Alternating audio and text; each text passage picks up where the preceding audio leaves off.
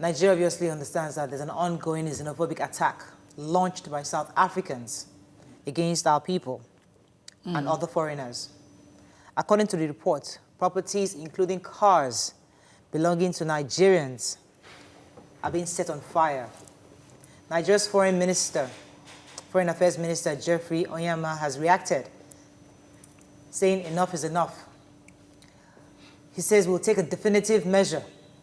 Now the question is, what exactly is the government going to do to safeguard the lives of Nigerians abroad? Now, especially what is even more disheartening is a video making the rounds about the deputy police, I believe, police chief, giving a press briefing. Kindly watch this. South Africans have surrendered their own city to the foreign nationals. The nation should discuss that particular question. You won't find South Africans in other countries dominating a city into 80%. Because if we do not debate that, that necessarily means the whole South Africa could be 80% dominated by foreign nationals. And the future president of South Africa could be a foreign national. We are surrendering our land. And it is not xenophobia. To talk truth, we fought for this land. From a white minority, we cannot surrender it to the foreign nationals. The arms that are being used here in Hillbrow are arms of war, which are unlicensed. The hijacking of buildings here in Hillbrow is a sign of taking over power. He said quite a bit of things, and it's important that we look at it from different angles. Nigerians obviously dominate when they go to different countries in the world. Definitely, they are dogged, they are tenacious, they come there, they're hungry, and they usually succeed. Yeah. And that can be very threatening.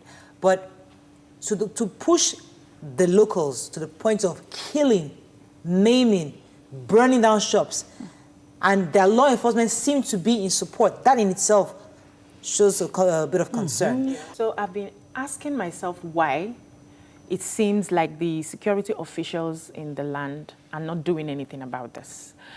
And I kept asking, because then we've had CEO of the Nigerian Diaspora Commission speak to their commissioners severally. We had a meeting in July, and they promised that they were going to look into all of these cases.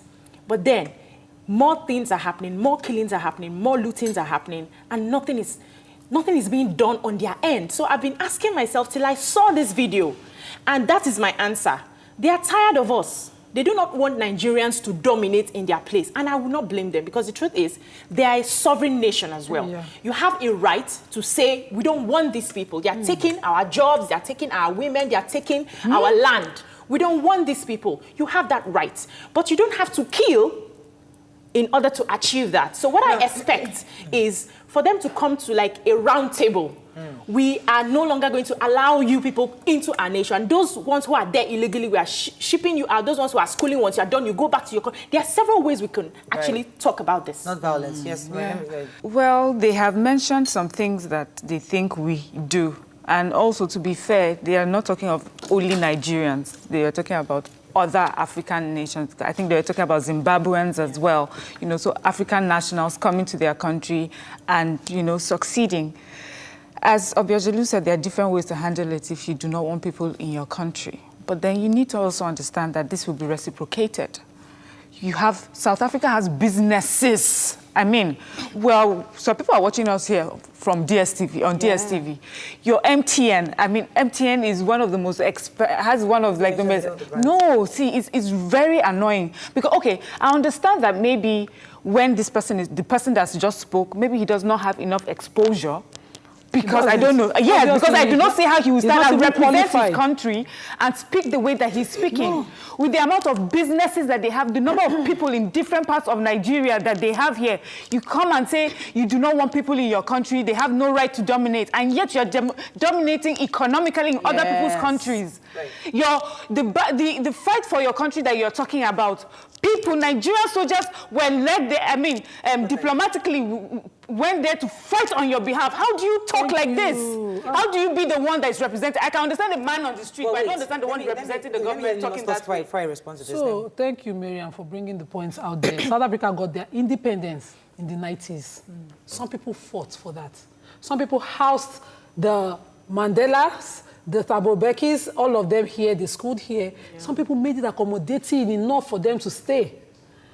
It is this same Nigeria, who was the giant of Africa, who had a foreign policy then to make sure that African countries had independence and they grew to the strength that they have today. Yeah. They fought their colonial white supremacy or whatever they call them, but we assisted to make sure that they did.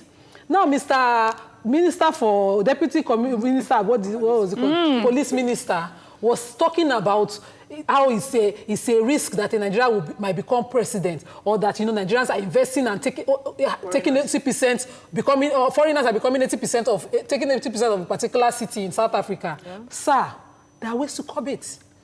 Nigerians are dominating Dubai. There's no problem there because Dubai sees it as an investment. What you call economic sabotage is what they call investment in Dubai. What you do when people bring their businesses to your country is tax it. You make money off it. You make foreign investment. If you suffer loss for foreign investment, if you think that they are investing too much, and then empower your people to invest as well and grow them. If they don't have the ingenuity to grow businesses, it is not our fault. Okay, point taken. I didn't want us to continue to sing the praises of the past, which is important. We cannot sweep away the past. We cannot sweep away the past. But you see, what I would like Nigerians to focus on, not so much on the past, is today. Our governments haven't really done much. Yes. They said they will do. We don't hear anything. Now, if we look at it vis-a-vis what they're doing, they probably have been protesting for years that these foreigners are coming too much. But now they've taken laws into their own hands, beating up our people, killing them, burning their shops. Nigerians, we are still here depending on our government. What are we going to do for ourselves? I'm not asking us to take laws into our own hands, but what can the people, the Nigerians, because we are so complacent, we just it's over there. We don't do anything. So what can we do definitively to be sure that we are fighting for our own people who are in South Africa? We will say with our mouth, and the cable stations, the phones, the phone lines.